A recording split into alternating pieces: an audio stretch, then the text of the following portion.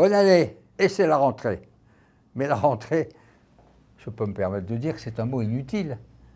C'est très gentil ces chiffres, là, c'est une de journaux, mais c'est pas une rentrée, c'est la continuité. Les choses n'ont pas changé.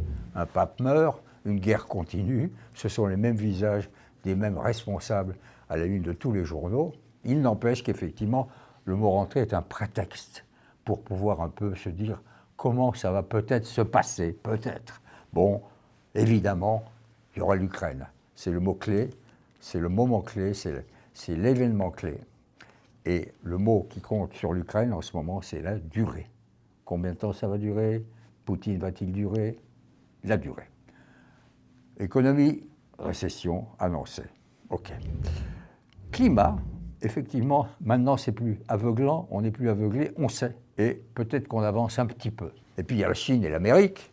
La Chine, un président qui n'est pas en ce moment très en forme. L'Amérique, un président qui va beaucoup mieux qu'on croit, mais son pays ne va pas bien. La société américaine, en ce moment, est dans le désarroi. Et puis il y a évidemment, au plan de notre société à nous, la menace du wokisme, l'importance des femmes et tant mieux, et l'importance capitale des réseaux sociaux, les collectifs qui se fabriquent. Tout ça fait que, il me semble que le grand tournant, c'est pas aujourd'hui, c'est pas 2023, ça aura été le grand moment du premier quart de ce siècle, la pandémie. C'est 2020, c'est là que tout commence. Et c'est la pandémie qui, au fond, d'une certaine manière, avec l'Ukraine, fait tourner un peu le monde. Alors, tout est possible, bien sûr, banalité, puisque toujours l'inattendu nous attend. Attendons-nous à l'inattendu, nous ne serons donc jamais surpris.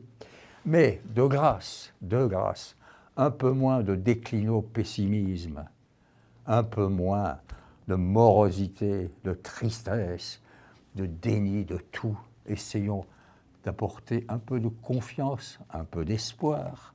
Marcel Proust disait « L'espérance, c'est un acte de foi ». Bonne année.